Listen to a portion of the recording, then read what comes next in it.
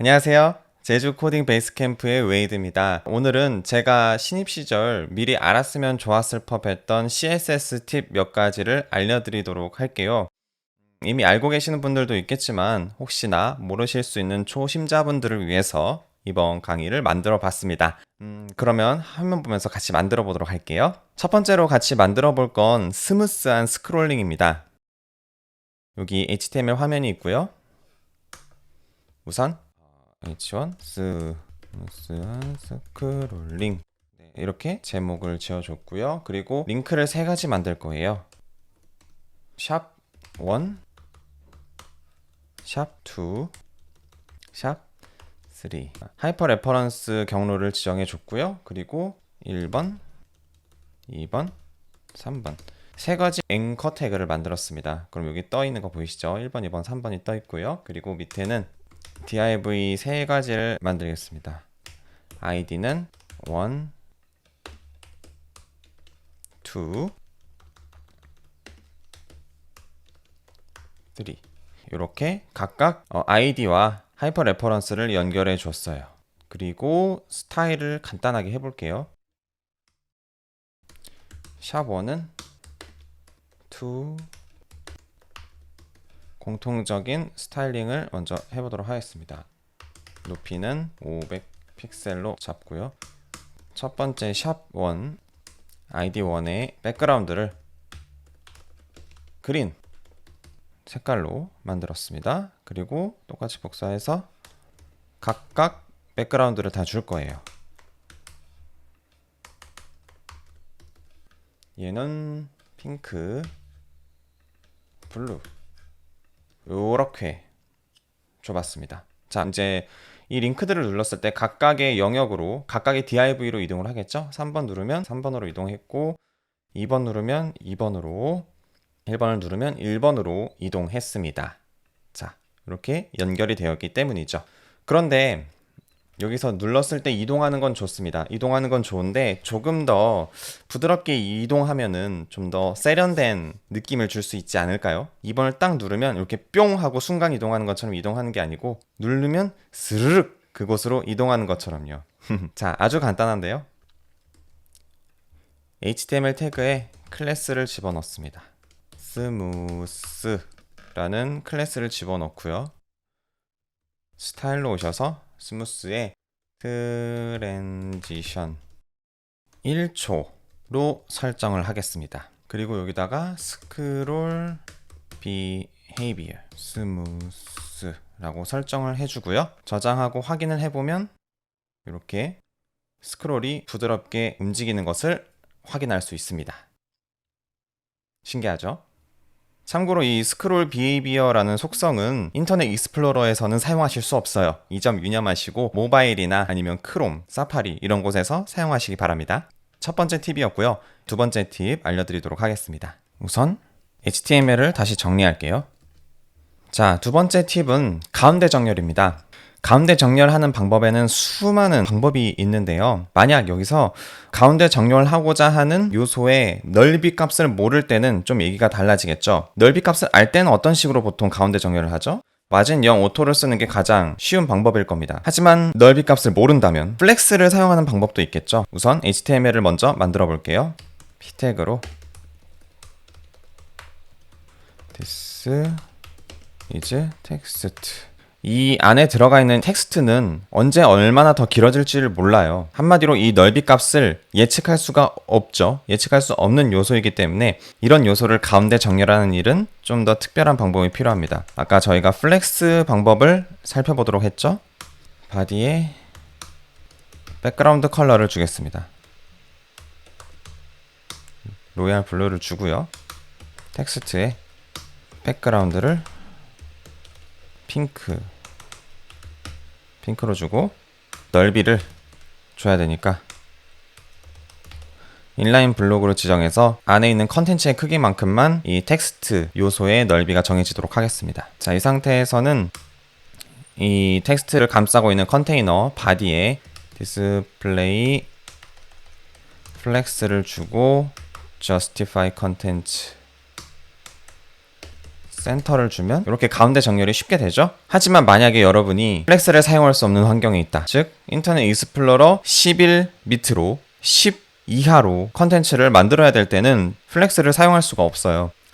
그렇다면 이때는 바로 트랜스폼 트랜슬레이트를 이용하는 방법이 있습니다. 바디에 포지션 렐러티브를 줘서 기준으로 하고요. 텍스트에는 포지 앱솔루트를 주겠습니다. 그리고 레프트 50%를 당겨 볼게요. 그러면 50%만큼 오는데 기준이 이 컨텐츠의 가운데가 아니고 이 왼쪽이죠. 왼쪽. 그래서 살짝 다시 당길 방법이 필요해요. 이때 바로 트랜스폼 트랜슬레이트 X축을 이동시킨다. 마이너스 50%만큼.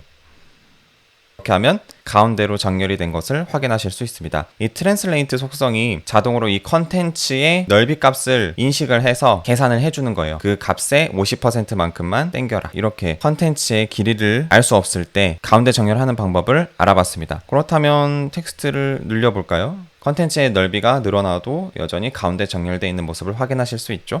팁 두 번째였고요. 이제 마지막 팁 세 번째를 공유하도록 하겠습니다. 세 번째 팁은 우선 다시 다 지워볼게요. 초기화를 하고 버튼을 하나 만들게요. 타입은 버튼, 클래스도 버튼, 이름도 버튼. 그러면 이런 버튼이 안에 생겼죠? 그리고 버튼에 스타일을 주겠습니다. 위드 값은 100픽셀, 높이도 100픽셀, 백그라운드는 핑크. 이렇게 핑크색 버튼이 하나 생겼죠. 그리고 커서도 줄게요.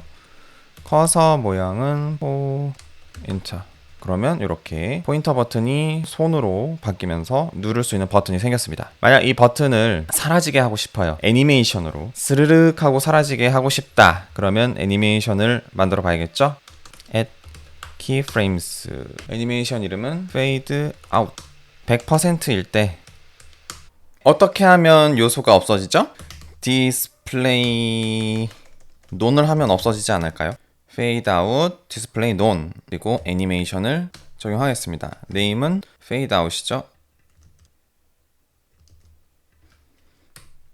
시간은 3초. 그리고 forward로 적용하겠습니다. 자, 그러면 저장을 했는데 애니메이션이 분명히 지금 돌아가고 있을 거예요. 돌아가고 있는데 디스플레이 논이 안 되고 있죠. 자, 그러면 진짜 잘 되고 있는지 요거 말고 오퍼시티 0으로 해보겠습니다. 네, 그러면 바로 버튼이 슬슬슬슬 사라지는 게 보이시죠? 이거 왜 이러지? 이거 왜 이럴까요? 디스플레이 속성은 애니메이션으로 제어할 수 없습니다. 그래서 이 디스플레이 논이라는 속성을 사용할 수가 없어요. 지금 작동을 안 하는 게 보이시죠? 디스플레이 논을 했는데 논이 안 되고 있어요. 자, 그러면 어쩔 수 없다. 오퍼시티로 해야겠네. 오퍼시티로 했습니다. 자, 그러면 이게 진짜 요소가 없어지는 건가요? 아니죠. 여기 지금 마우스 커서가 손으로 변한 게 보이시죠? 여기 있는데 투명하게 변한 것 뿐입니다. 아, 이러면은 또 진짜 제대로 없어진 게 아니야. 확실히 없애야 돼. 확실히 없앨 수 있는 방법은 우선 한 가지. 여기에 포인터 이벤트라는 속성으로 논이라고 주면 없어졌죠? 그리고 이벤트도 발생하지 않기 때문에 이 커서가 그대로 마우스 형태를 유지하는 걸 보실 수 있어요. 보이시죠? 더 이상 손으로 변하지 않습니다. 누를 수도 없어요. 포인터 이벤트가 사라졌기 때문이죠. 자, 이런 방법이 있어요. 근데 이 방법의 단점은 만약에 이 밑에 다른 뭔가 텍스트가 있어요. p 태그로 hey 이렇게 돼 있으면 요소가 없어져도 이 헤이는 그대로 있습니다. HTML의 노멀 플로우 특성상 이 요소가 앞에 있는 요소가 사라지면 밑에 있던 요소가 위로 붙어야 되잖아요. 그 요소가 있던 자리를 차지해야 되는데 그러지 않죠. 그대로 남아있기 때문이에요. 왜냐하면 오퍼시티 속성으로 조절을 한 것이기 때문에. 그럼 이것도 완전히 없애진 못한 것 같아요. 완전히 없애는 방법, 그것은 바로 자바스크립트를 이용하는 겁니다. 혹시 CSS로 할 수 있는 방법을 아시는 분은 저에게 알려주세요. 저는 이 방법밖에 모르니까요. 자, 그러면 자바스크립트 한번 없애볼게요. 일단 이 버튼을 잡아보도록 하겠습니다. 애니메이션은 잠깐 끄도록 할게요. 컨스트 버튼은 도큐먼트 쿼리 셀렉터 버튼을 저장했고요. 그리고 이 버튼에 add 이벤트 리스너를 주는데 이 리스너의 이벤트는 애니메이션 end라는 이벤트입니다. 애니메이션이 끝났을 때 함수를 실행시켜라 라는 거예요. 그래서 화살표 함수로 이벤트를 만들어 보겠습니다. target c 스타일이 디스플레이를 이렇게 만들어 주는 거예요. 그래서 이 버튼의 애니메이션이 끝났을 경우 해당 요소의 스타일의 디스플레이를 논으로 바꿔라 라는 거죠. 자, 그럼 이제 다시 아까 지웠던 애니메이션을 살려볼게요. 자, 그러면 사라집니다. 완전히 사라졌죠. 아래에 있던 요소도 위에 있는 요소가 완전히 사라졌으니까 그 위치로 붙어버린 것을 확인하실 수 있습니다. 이렇게 해서 요소를 애니메이션으로 사라지게 하는 여러 가지 방법을 알려드렸어요. 저는 처음에 이 디스플레이 속성이 애니메이션에서 사용할 수 없다는 거를 몰라서 진짜 몇 시간을 헤맸던 아픈 기억이 있습니다. 여러분들은 저처럼 시간 낭비하지 않길 바라면서 이번 강의 만들어 봤습니다.